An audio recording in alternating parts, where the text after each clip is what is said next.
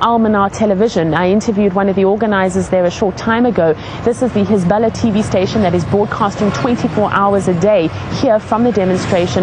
That negotiations are going on behind the scenes. They say that they do expect to continue broadcasting until at least Wednesday, when it is possible that some kind of dispute will be reached.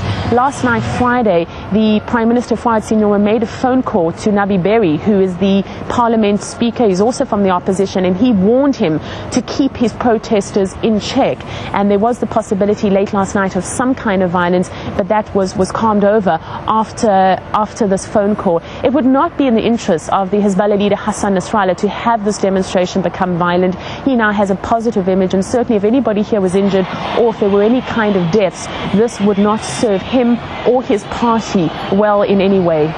Paula, just to pick up on something you said about the murder of the former Lebanese Prime Minister Rafik Hariri, have there been any developments in plans to set up an international tribunal to try the suspects in that case?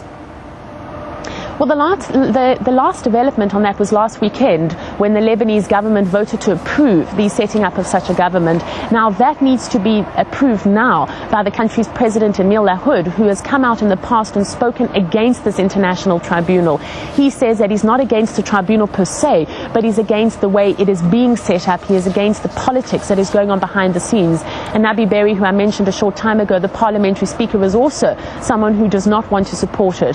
They have a few more days to put their signature to the document. However, even if they don't, it does still seem, according to Lebanese law, that the tribunal can be approved by a majority in the parliament. Now, the latest on the tribunal is that we do expect it will not be held here in Lebanon. In all likelihood, it will be held in Cyprus. The judges will come from both Lebanon and the international community. But certainly in Lebanon, the country is also split in terms of this international tribunal. Those who don't want it set up, and those would be the protesters you see here in downtown Beirut today, and those who do, those who support the government and believe that this tribunal is a way of bringing justice, of looking into what happened in the assassination of the former Prime Minister Rafik Hariri, as well as now in the assassination last week of the country's industry minister, Pierre Gemayel.